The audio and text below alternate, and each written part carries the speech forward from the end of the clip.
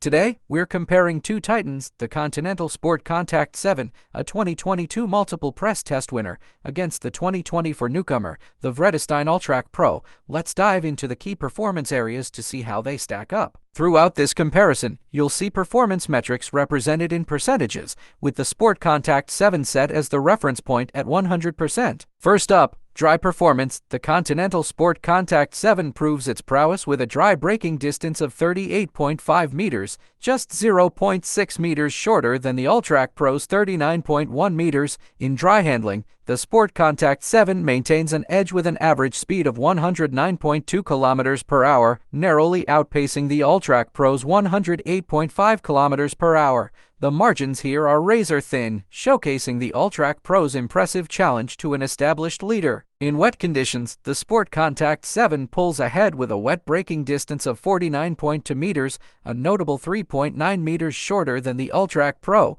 It also leads in wet handling, clocking in at 78.9 kilometers per hour compared to the Ultrac Pro's 77 kilometers per hour. However, the Ultrac Pro fights back in straight-line aquaplaning, outperforming the SportContact 7 with a speed of 100.3 kilometers per hour against 97.6 kilometers per hour. Exterior noise is where the Ultrac Pro shines, registering at 70.5 decibels, making it 2.9 decibels quieter than the SportContact 7.